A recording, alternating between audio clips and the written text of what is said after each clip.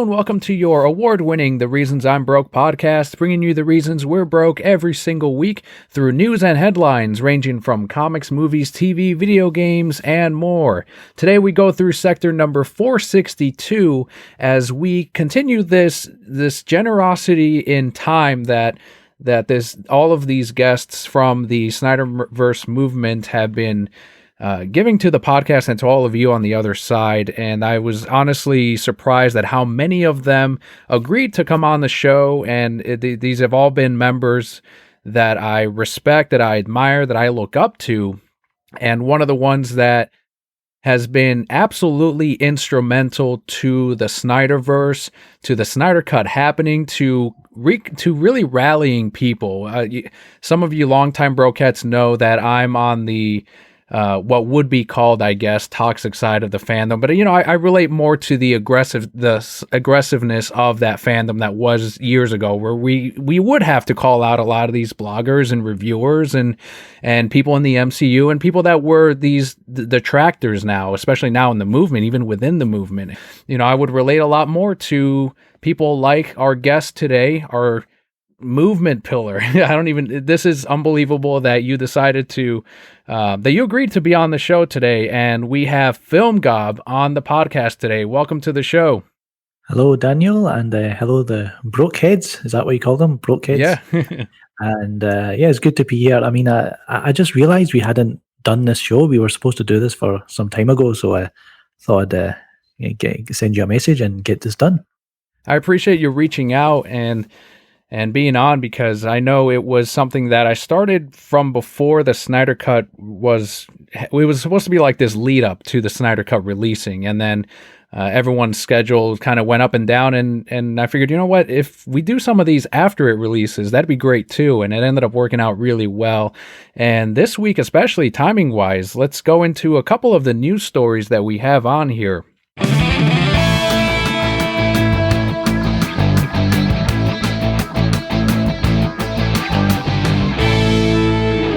The first one does relate to a tweet that you sent out, and this was a tweet that went out in January that read, quote, Zack Snyder, DCEU were held back and sabotaged in order to bring in Disney Marvel for Justice League Avengers crossover that will make studios billions, think Sony Spider-Man. That's why Patty, Ben gone over to Disney. Hamada keeps job, allows Feige onset of Gunn's Suicide Squad, end quote. And this was highlighted once again by yourself after Gunn tweeted that he was, quote, quote, casually talked to the powers that be at both Marvel and DC, end quote, about a potential crossover. Gunn said that it's not likely, but that it's not an impossibility either, which revealed a lot about what their intentions were when they pushed Zack out of this universe, and more or less confirmed what you were talking about. Yeah, I was kind of surprised to hear James Gunn saying that openly. The thing was, I'll tell you another thing as well. Someone contacted me, like the date that tweet was sent out.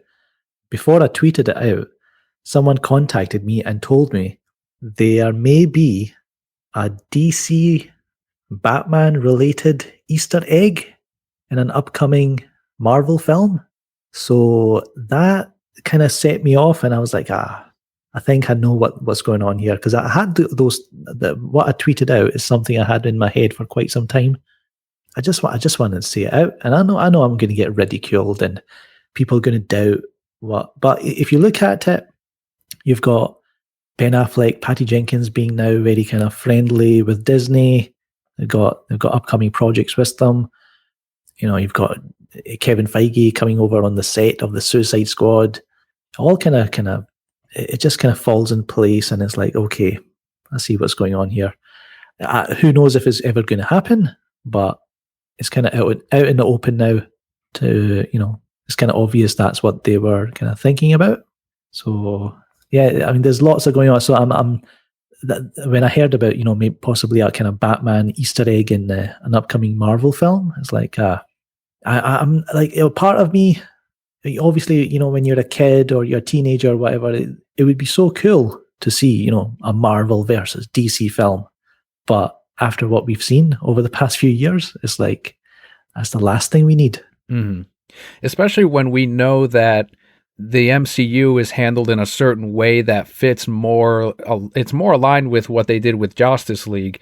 So Yeah. with people like us in the fandom that enjoyed more of what Zach was doing, and someone who elevated the superhero genre to this point of, people like Christopher Nolan did this before, but he did it in his own way and in a way that was closer to the comic book characters in many ways, whereas the MCU kind of made it, they're now comedies, and the comedies are instead influencing the comic books, and that's the way that AT&T is now treating the DC books, which is unfortunate. But when you see that potential crossover could be, or that these movies, we know what we're going to get with them, and I know you kind of sit on the same boat of, I'm done with the MCU. I was done since I think I saw part of Doctor Strange. Someone was pushing it on me a lot, and that's when I was like, no, man, I've been done with these. And it's just one of those things that, as you said, we're in this point of where we go,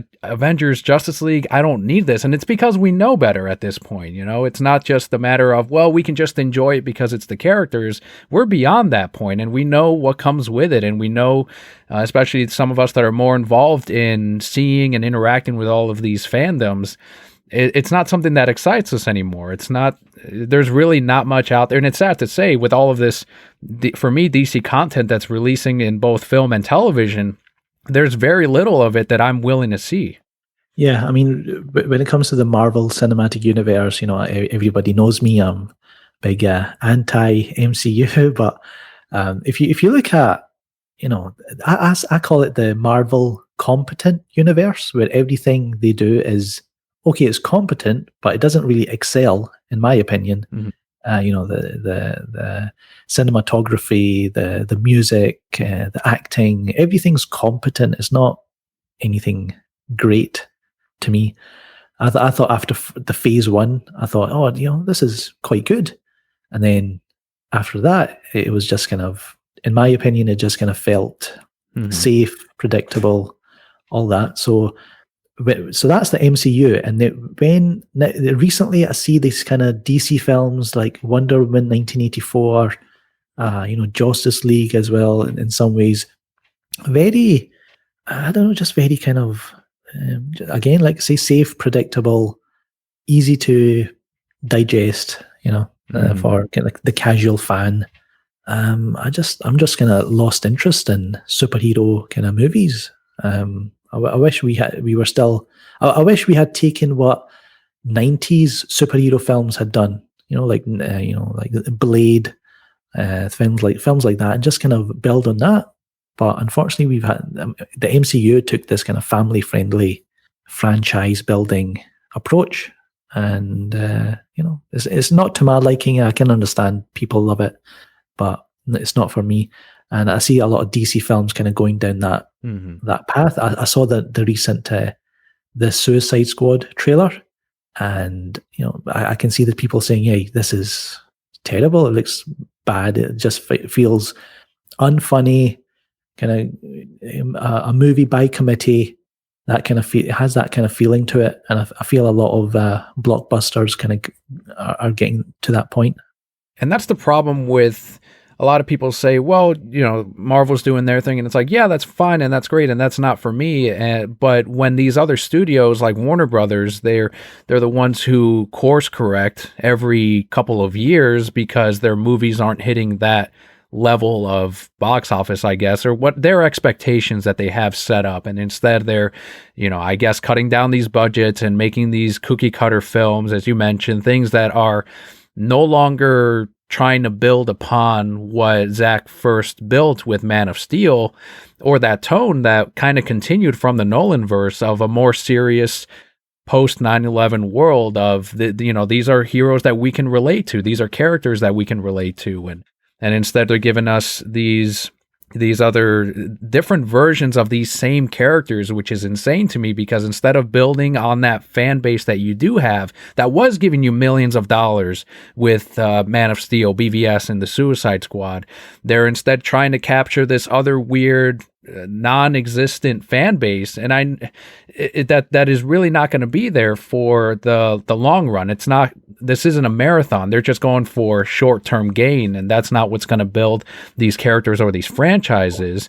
Do you think that this crossover that they wanted, and I think it was you or Sil that had mentioned it, of wanting to reach for more money instead of like trying to build on these characters, they were trying to go even higher by making this crossover happen between Warner Brothers and Disney? Do you think that was the main reason why they felt they needed to push Zack out of this universe? Yeah, I mean, you remember Todd Phillips said, when he pitched his idea for Joker, which is, I was thinking about Joker the other day. I was like, this is a really good, solid solo film, like just a standalone film.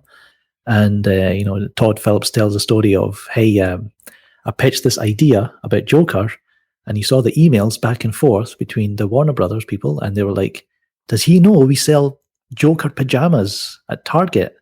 And it's like, that's their main concern. Merchandise, the kind of how do we market these films to a wider audience? The families and maybe possibly the Marvel and Disney crowd. So obviously they're not too keen on going down that the kind of Joker, the more serious adult films. I mean, sure, the Suicide Squad is going to be R-rated, I guess, or well, I've heard it's going to be R-rated, but that kind of, I guess that's more to the kind of juvenile crowd, that kind of teenage kind of mentality. You've got your dick jokes and you've got your James Gunn humor. So, but I think that overall they want that kind of they want that Captain Marvel money, I guess. And I don't know. It's just, I mean, the Zack Snyder universe, the SnyderVerse, that's more to my taste and a lot of people, and that's why we are still now we're demanding for restore the SnyderVerse. Right. And a couple of days ago on your stream, you had this pretty epic stream, and RT Snyder Cut I saw also shared it, which was great.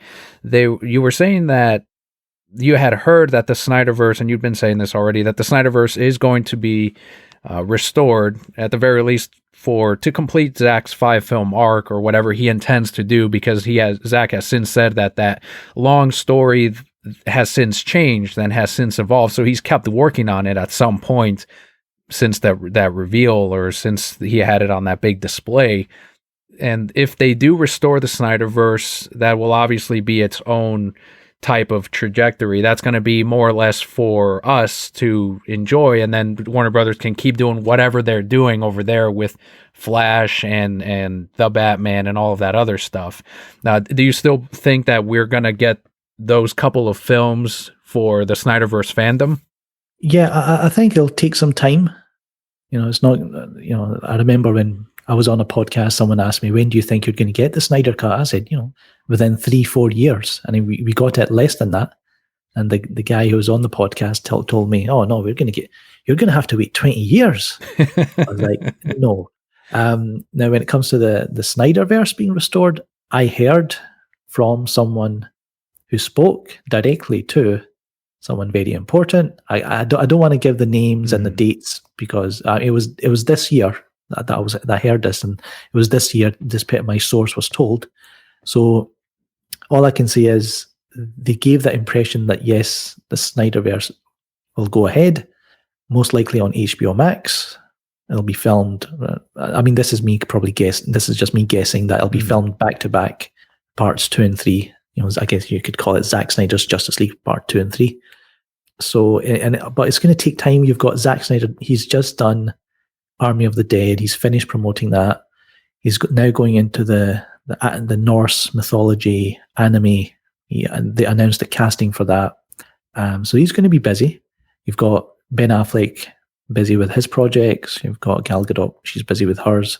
So it'll take time for them to find some time to come together again and make this finish off the SnyderVerse. But but then again, anything can happen. I can't I can't be 100% that something might not come along that's going to change those plans to restore the Snyderverse. So that's all I heard was back in early this year that was going to happen. Especially now with this Discovery buyout or merger deal that they're doing, there's a lot of moving pieces at place, but that's a little bit of hope right there. And as I've been saying too, until Zack says stop pushing, we keep pushing. There's still hope until Zack calls it off. That's the only time that the Restore the Snyderverse ends, or a couple years ago that Release the Snyder Cut ended. Keep pushing no matter how bleak it looked. Zack never said stop pushing, and he could have at any point, and he did not. So I remain in that side of, when he tells us to stop, we will, but until then there is that possibility, and he obviously knows a lot more than any of us. So it's all there. Just keep streaming it, keep pushing it, keep pumping those numbers. When and if it releases on Blu-ray in North America, buy it. Otherwise you can import it, as we shared a couple of weeks ago, and there's ways to still support and to still kind of remain united in that sense, at least. Yeah, I think I saw something about the Blu-ray coming to the US. Let me just check something. I'm sure I saw it. So, but yeah, you can import it. You can import it from the UK. There's plenty of copies available, I'm sure. But I bought like two or three different versions of them. No, it was the regular Blu-ray, and I bought the Steelbook. I just need a 4K Blu-ray player, which I still don't have one, but I will get around to buying one. I bought my TV recently. Nice. 4K TV, so just need that Blu-ray player. But yeah, just keep buying. Whether you can, I'm sure you guys can buy it online in the US. Mm-hmm. Yeah, so just keep buying on different platforms. Once it's available on Blu-ray, buy it there as well. And until we get the next step or the next confirmation in the Snyderverse, we're going to continue to see this tap dance of bloggers, reviewers that are going to push for the Snyderverse, but then also at the same time push for the Flash or push for the Batman, whatever's going to get them clicks. And that's in a way splitting the fandom in many ways. Something I've noticed, and I'm in a couple of different Facebook groups that were very DC centric or Snyderverse centric, and I've noticed that more than ever, the fandom has been kind of accepting of the Hamadaverse, and it's really bizarre to me because it's like that. Support the Justice League release of the Blu-ray, but now it's like on a bigger scale of, no, we need to also watch the Suicide Squad, and because they're all a part of Zack's universe. That's his universe is Harley Quinn, and that's his Flash, and it's almost as if we learned nothing from Justice League. It's really bizarre to me. And I don't know if this is just maybe newer fans that went on board from Zack Snyder's Justice League, which great, we need all of that, but at the same time, we need to not support the things that are part of that universe. If I don't know, at least I don't need to. That's how I view it. And I know some people think that, those can be successes as well, and we can still have our Snyderverse. But to me, I feel like as a fan base, we should decide which universe or which versions of these characters we prefer. And to say that we need to give our money or our support to movies that are clearly not a part of Zack's vision is kind of asinine to me. Yeah, I agree. It's just like, I think it's still the same DC fans who probably would have said there is no Snyder Cut, we need to move on. And once the Snyder Cut got announced, they were like, hey, well, okay, fine, let's see the Snyder Cut. And then they saw the Snyder's Cut and they saw, oh yeah, this is so much better. And now they've just gone back to, hey, yeah, everything's part of the Snyderverse. Yeah, the Flash movie is part of the Snyderverse. Just in the same way that Zack Snyder promoted Wonder Woman 1984, and his name's going to be on the production credits and things like that. It's part of the contract, I guess. But just because his name's on there doesn't mean anything. It's still Andy Muschietti's film. It's still Warner Brothers, most likely trying to do a kind of soft reboot or kind of push off into a different direction with the Flash movie, with a new Supergirl and bringing back Michael Keaton. I'm hearing rumors about Batgirl being in it as well. So I don't know, but I see a lot of people playing mental gymnastics about how this, even though Zack Snyder said, Warner Brothers are very anti-Snyder, some fans are still, oh no, the Warner Brothers is giving us these DC films that are part of the SnyderVerse. It doesn't make any sense. So, and they took out Cyborg, they took out Ray Fisher as well from the film. So that's another kind of red flag that I won't be watching. Well, I will check it out, but not in the typical kind of cinema. I won't be watching it there, but I might check it out later on somewhere somehow just to see what kind of mess they've came up with. But to me, the DCEU, I'm not. I was supporting it when it was, when it had potential, when I could see where it was going, when I could see Zack Snyder's vision. Now it's on, like Zack Snyder said, it's on its own path, and I just lost interest now. Well, it's even like how Zack said, and I don't know how there's still all this confusion, but Zack himself said that anything from Aquaman forward is a split universe, is a different universe. It's completely like a different timeline. He tried to break it down in a way that would make sense to as many people as possible. And he said the only next ones would be Justice League 2 and 3 that are part of his universe. And even if you watch Zack Snyder's Justice League, you can see how Aquaman and all of those clearly don't fit in that same take. The characters are completely different. And even still, there's, as you mentioned, the mental gymnastics of trying to make these things fit, and it's just not the case, which still blows me away. And on top of that, you mentioned the biggest piece here is Ray Fisher. All of this accountability is greater than entertainment goes out the window when it comes to the Hamadaverse. It's like, okay, so are we not doing that then as a fandom? I mean, what did we all forget already? What happened with Warner Brothers and how they treated Zack and the crew and the rest of the actors and everyone else in the studio? It's just baffles me how it's like shiny object syndrome or something, where it's and again, I guess I just attribute it to a newer audience, or as you mentioned, maybe the same people that were detractors back then anyway. Yeah, it is like you say, it's baffling how they can tweet hashtag I stand with Ray Fisher, hashtag restore the Snyderverse. But mainly, I stand with Ray Fisher, and everything that's happened over the past few years. It's like, well, we should support these starving actors, right? Which is like, they're not starving; they've been paid. They're getting work everywhere, right? It's not, they're not like on the streets. All the cast and crew, they're going to get paid. So don't worry about that. I mean, if you want to watch the movie, but don't kind of mix it up and say, oh, no, I stand with Ray Fisher. But let me check out The Flash with this, or even the Suicide Squad with the line about, Bloodsport. Is that his name? Bloodsport? Put Superman in the ICU with a kryptonite bullet. Now, I get it. It's supposedly comic accurate, but you need to, if you're going to show about, that's the thing. They're not showing us how it happened, why it happened. Nothing. It's just, this is how they start the trailer. I would imagine it's the Hamada Man, not Superman, a Hamada Man from a Justice League that got put in the ICU. Not definitely not Zack Snyder's Superman. So I don't know why. Like, again, it's baffling how fans can be excited for this mishmash of a franchise when you've got, Christina Hodson, she can do what she wants, give her whatever. Oh, here's J.J. Abrams, he might come in and do something. We don't know. Oh, Steven Spielberg's Black Hawk.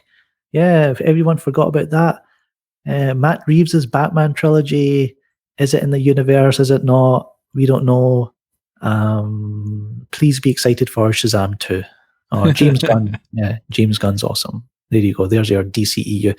So it's such a mess. And I don't know how people can have any kind of faith in this. And one of the ways in which I can't remember which of your videos had released that first got me to deep dive on your channel, but I believe it was one of the many blogger ones that I had seen someone share on Twitter maybe. But one of the reasons why I think a lot of these websites and bloggers, you had mentioned Collider too a couple days ago, I think has lost a lot of power over the fandom, in which they used to. You know, I think a lot of us used to buy into what some of these articles that were being shared. I know I certainly did back when they put Jeff Johns on into Zack Snyder's universe.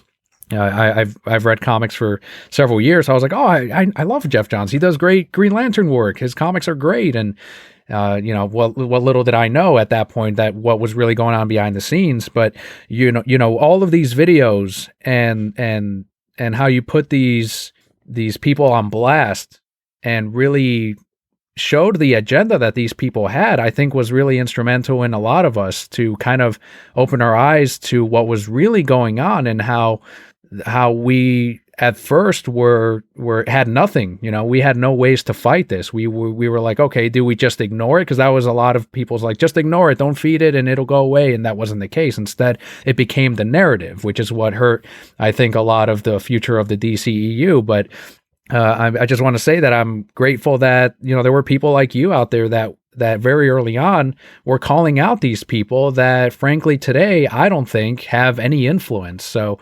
is that something that you plan on continuing to do, as even though the universe is more or less a wreck, but if we get some good stuff out of you know, maybe a Justice League 2 or 3, and we will get torpedoes as we have seen throughout this, is that something you plan to continue doing, is calling out these people?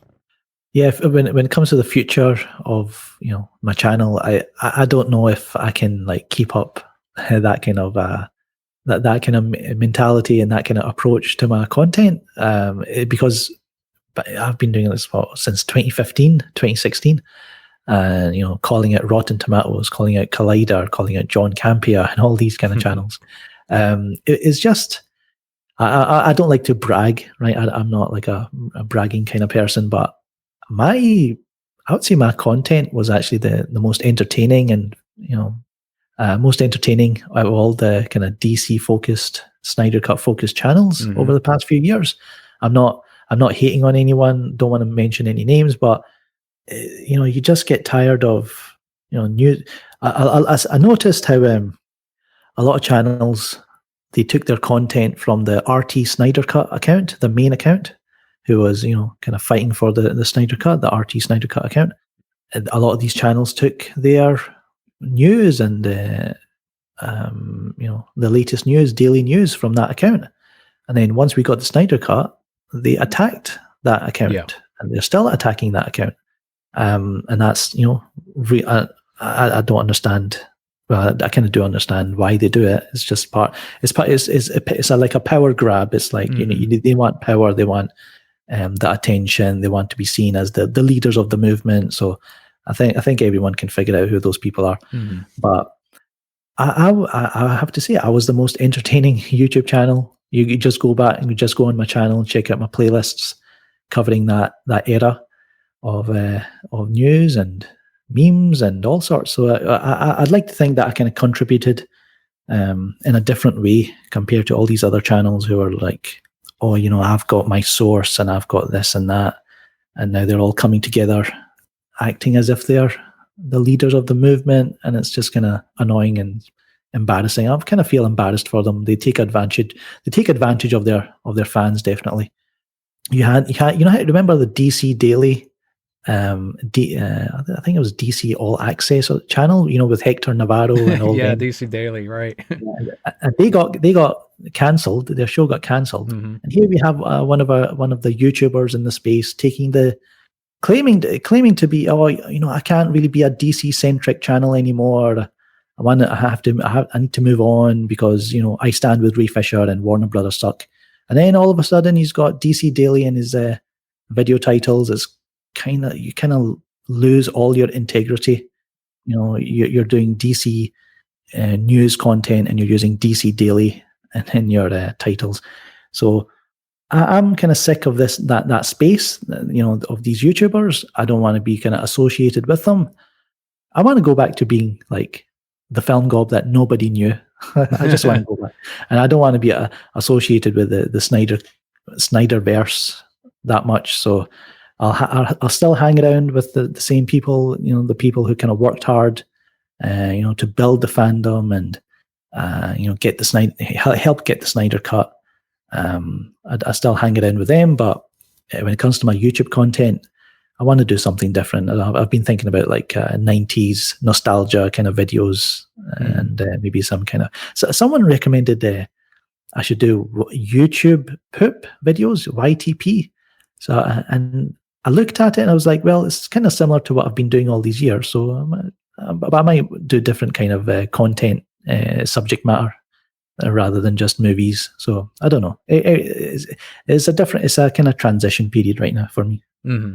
Yeah, as you were describing the channel, I realized what it was. It was one of those earlier anti-MCU type of videos that you had done, and that was during a period where I work at a comic shop, and even back then I was surrounded by not just the customers but also my coworkers that were very pro MCU. This was a time where they were all over the place and everyone was watching this stuff, and there was very little content out there that was calling out these movies for what they were, and then that's where yours was, and then from there you started doing more of the blogger stuff. So that just came to me, and that was at a time when, again, those were great. And I still love and I'm waiting, and I don't know if part 3 will ever happen, but the cool Marvel toys is one of my favorite ones, like parts 1 and 2. It's still a good one, but even now you don't see a lot of anti-blogger MCU videos like the ones you did, not quite in that same vein, but even so, during this period of everyone's kind of fractured, as you mentioned, this weird churn against the RT Snyder Cut account, and some of the people that I know from that account, they rightfully so took breaks, and they're still on this break from all of this. And especially after we got the Snyder Cut, it's like, all right, cool, let's cool everything down for now. But when it does get personal, they go back there and they defend where they need to, rightfully so. And it's, as you said, when you're in this fandom long enough, you realize who is who, which group is not there for the best interest of Zach or the movement or the movies. So even though they claim to be here for Zach, right, as they say, their behavior is like very, very, very strange, very disgusting at times. So I think we should call them out, because otherwise people don't even know what's going on. Yeah, but it did take me a while to start, because I noticed there were some people I was following, I think last year or 2 years ago, that I was like, why are they doing this to friends or people that I knew for years? And it's like, all right, then that's when people like TPZ, that group too, and you had to remove them, block them, mute them, whatever, and like clean the timeline. It's like, what happened here? Where'd all these people come from? Where we're like, okay, they said they're cool, great, and they were all a part of that RT Snyder family, some of them, and then that's where things went south, and it's unfortunate, but I think we all still know who. I hate to say that we're taking sides, but that's what it became, and I can't. There was a time where I wasn't as involved in who do I talk to here or who do I talk to here, so I was just kind of talking to everyone, and then all of a sudden. It became much clearer what kind of behavior was happening behind the scenes, and that came to the forefront. And this is fucked up. It's not right, and it is for clout. It really is. Yeah. So clout farming is a term I heard the other day, which was like, oh well, that's perfectly fits that group. I mean, I'm supposedly on the bad side of the fandom. That they openly say who's on the bad side and who's on the good side. What the hell? But it is weird how the good side of the fandom, supposed good side of the fandom, is like full of Satanists and Zionists and bullies and harassers, which is like, what? So if you kind of pay attention to that group, you'll see some very strange individuals lead that, and then like you say, they go after people, they try to get people suspended and things like that. And these are the people who claim to be, here for Zach and supporting AFSP, which is, just kind of hypocritical. It really is. And just to kind of wrap up the SnyderVerse portion of all of this, because I know that there's not a whole lot to go off of until we get confirmations or something from Zach. But when the Discovery merger was announced, was that something that you saw as a positive because it could lead to a clean out of people like Toby Emmerich and Sarnoff, and to a certain extent Walter Hamada? Yeah, it's hard to say. I mean, I don't really follow the kind of that the news of. I didn't really follow that much news about the what's his name, Zaslav, who took Yeah, over, David Zaslav. and the Discovery. I mean, I saw the logo, which was hilariously bad, and it's called Warner Brothers Discovery or Warner Discovery. Yeah. Just a horrible branding, but I didn't really follow, and I'm not sure what it means, but I can see more positive in it for at the moment than negative. So we'll just have to see how it goes. I think Zach had said once that he's like, we'll see what happens with Discovery, and then someone knew something somewhere because I think like a week ago we had to get, restore the SnyderVerse trending. I'm assuming there was a meeting happening or something, but I think that as long as I don't know, maybe it's because I'm like, as long as it's not Ann Sarnoff and it's someone else, great, let's take a chance with someone else right now, because nothing is moving on this end, nothing is moving on this side. So I saw that as a huge positive. Did you want to discuss the HBO Max highlights? Usually I do this once a month, and I like to still thank HBO Max for bringing us Zack Snyder's Justice League in certain parts of the world. But we do have several additions, and I know you like to talk. You're trying to move more into film, and that's great. I think it's one of those things where do the content that you want to make, and people will follow from there, the ones that are interested in. But did you want to cover the what's new on HBO Max highlights for this month? Sure. I mean, even though we don't have HBO Max in the UK, but hey, right. Hopefully we get there one day. Well, hopefully you've seen some of these in the past. And for a full list on what's coming to HBO Max in July, just head on over to, there's a link I'll put up from Bleeding Cool, but we've got All Dogs Go to Heaven 1 and 2, The Punisher 1 and 2, pre-MCU of course, Reservoir Dogs, Scream 1 through 3, a set of movies that I think is funnier than the MCU, Tyler Perry's Medea collection. I own all of these digitally on Vudu. Dr. Stone season 1 and 2, which is the manga selling like crazy at the comic shop I work for. The Looney Tunes original season 2, which are HBO Max originals, and Space Jam: A New Legacy. Which I'm not feeling too crazy about. But were any of these ones that you particularly enjoyed or have seen in the past? I mean, I remember watching Reservoir Dogs for the first time a long time ago, and I'd like to revisit it someday. When it says Punisher 1 and 2, is that so? Punisher 1 would be the Dolph Lundgren film, and no, I'm sorry. So 1 is the John Travolta one, and 2 is Warzone. All right, all right, yeah. So I still remember the Dolph Lundgren one, which I quite like. I was sort of a good guilty pleasure. But yeah, the John Travolta is the villain in the Punisher one, and Warzone quite a bit more violent, a bit more comic booky. I would definitely check that out if I had HBO Max. But yeah, Scream trilogy. Sure, I love the first one. The second, third, and the fourth as well. I think they just kind of. I don't know if I think I've only seen them like once each, so they kind of merge. Like in my mind, they just kind of merge into one. So I want to check them out at some point.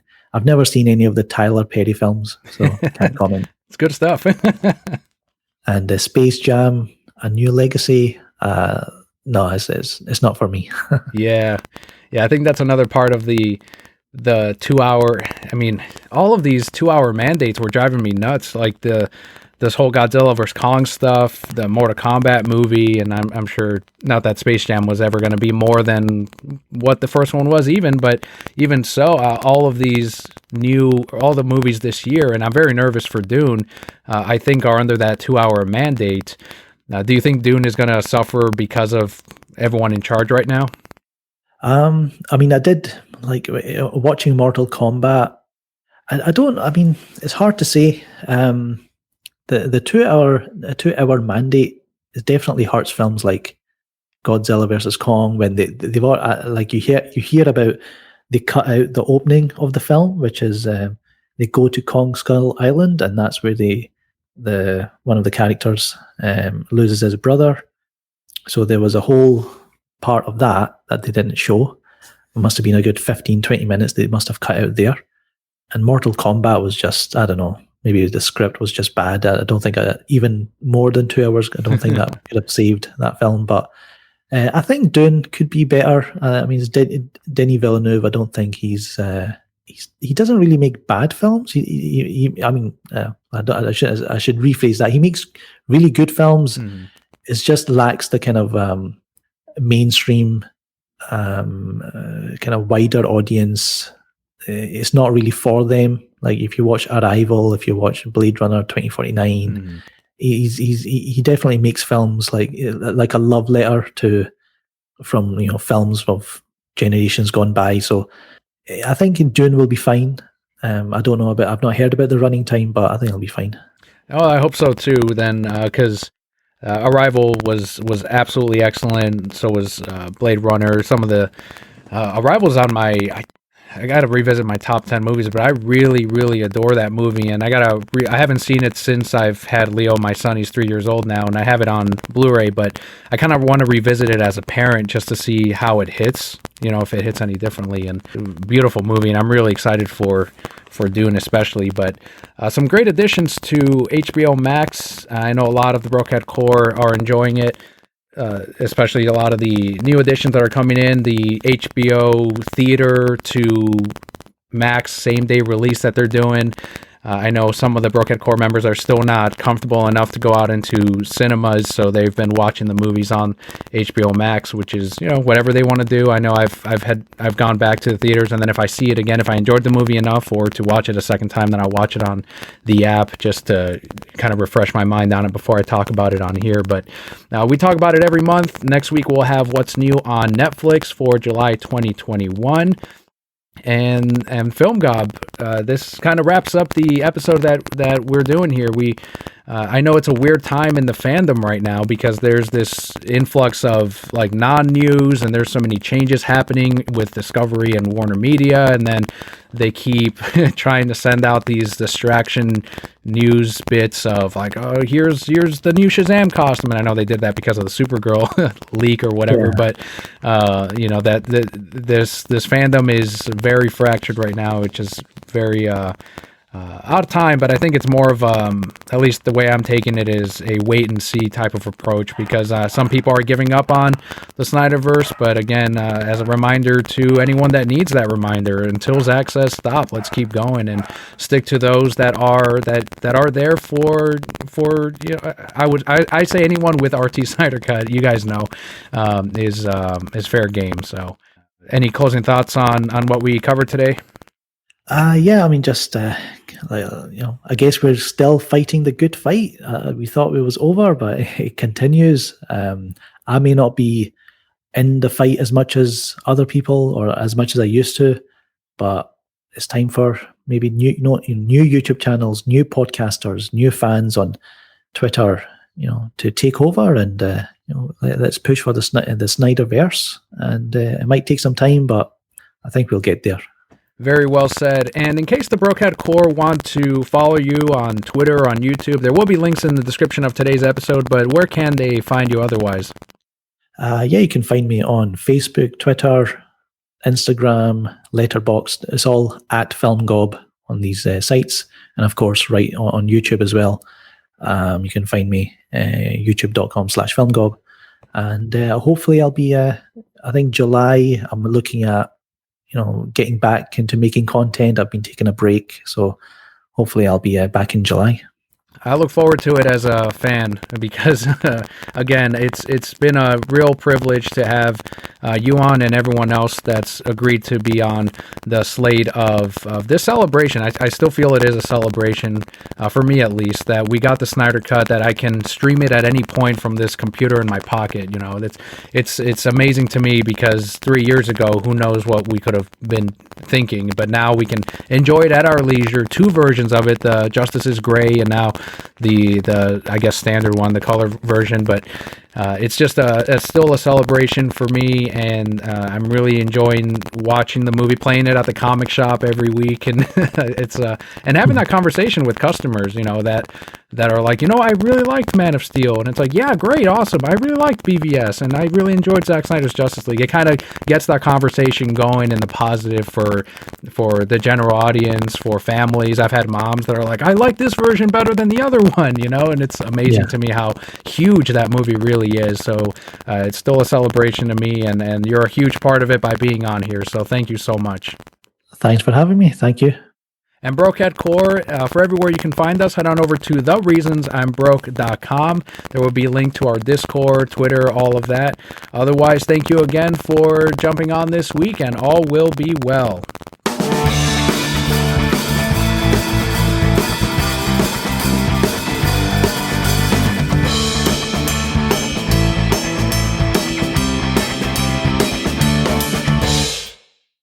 Brokeheads on the other side of this, I know a lot of them are big on movies, and you yourself, FilmGob, what would you recommend either that you've seen already that's released this year, and I know we're kind of early in the year still, or something that you're most looking forward to in 2021? Well, at the moment, just like short in the near future, tomorrow, I'm watching Fast and Furious 9. Yes. So, a guilty pleasure, I know, but I want to check that out. So far this year, I've been trying to catch up with a few movies. Let's see. I've watched. I've seen Godzilla vs Kong, Mortal Kombat. Not very impressed, but I saw Nobody. If you've seen Nobody, I think you should check it out. It's I think it's directed, I think, by one of the John Wick writers, from what I remember. It's got some really great scenes, very violent, very funny. So check that out. I watched I Care a Lot, which was interesting. Wrath of Man, Guy Ritchie's Wrath of Man with Jason Statham, is kind of a revenge film, and kind of jumps a little bit here and there when it comes to the timeline. So it's quite good, it's quite interesting. A Quiet Place Part 2 didn't really kind of. I don't know. It was fine. It was fine. It was more of the same from the first film. Spiral, Book of Saw. I'm a big Saw fan, so it was good to see a new Saw film. Chris Rock, maybe not the best lead for a film, but I thought the story and the violence and the gore was good fun.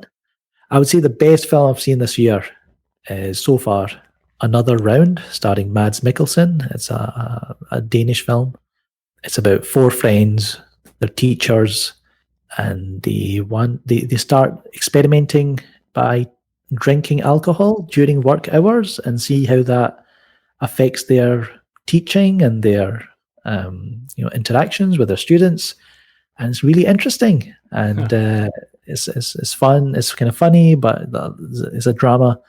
But I really enjoyed Another Round, so everyone check that out. Yeah, I'll definitely check out Another Round. I think my favorite movie from him was The Hunt. Did you ever get around to seeing that? I think early 2010s. I'm actually going to watch it within the next few days, because I watched Another Round, Riders of Justice, and then I was like, okay, I'm in a kind of Mads Mikkelsen mood right here, so let me check out a couple of more. So I'm going to watch The Hunt next. Yeah, awesome. Yeah, I look forward to seeing what you think of that one. And then you're right, the Fast and Furious. I just bought the 8-film collection on Blu-ray. I had only seen 1 and 2 and one of the later ones a little bit, but I keep seeing these crazy trailers with my wife of like years ago, the cars driving from one building to another, which is like, what the hell? And then now they're driving on bridges as the bridges are falling. And they're swinging from the fucking bridge, and I'm like, I gotta watch these fucking movies, as ridiculous as they are. Like, I gotta give them my money, and they just don't care, and I love that. I admire that. They're not doing it in a way where they're like really like, no, you gotta believe that they know what they are, and I respect that. So I gotta, and I just, it's kind of like the older James Bond films. It's just like wacky and cars and.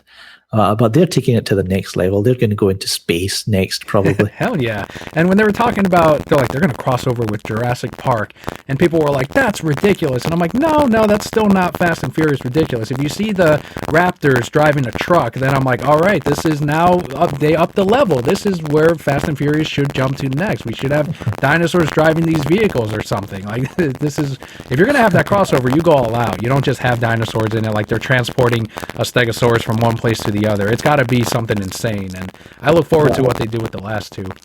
Yeah, so I definitely hope. I hope they just finish at, well, they say they're going to finish it off at 9 and 10, but I'm sure they'll have spin-offs like they did with Hobbs and Shaw. Mm-hmm. So they'll probably continue in that way. And Tokyo Drift too, and this weird universe building that happens. I found out that there's that character. Did you see Tokyo Drift? That's the one I've not seen though. There's a character named Han who has appeared in the other ones, and the director enjoyed working with that actor so much he put him in Tokyo Drift and named him the same character that he had in a previous movie. And Han took off with the fan base, the Fast and Furious fan base, that he then retroactively made that first movie, which was more an independent movie that had him. And it was like, he's like, yeah, that's a Fast and Furious movie, but it's the origin of Han. That's what I'm counting it. So I'm just discovering all of these weird little things in the Fast and Furious universe that fascinates me. I don't know why that has my attention more than things like the MCU, and I can't explain it. Yeah, I mean, I would say it's a franchise. It's focused. It's got, the characters. You don't have to watch like spin-offs to understand what's happening. It's Fast and Furious 1, 2, 3, 4, 5, 6, 7, 8, 9. So I think it's a bit more easy to follow. It's all you can ask for. The thing is, their fans know what these films are. Everybody knows that they don't sell you something and then they give you something else. They don't try to promote. They don't promote one thing and give you something else. Unlike the MCU, where it's like, oh, this is going to be a big, civil war. It's about war, and they're going to fight each other, and it's like they do, but they do it in a playful way. Right. Yeah, they're joking half the time. That's where MCU kind of lost me. I was like, done.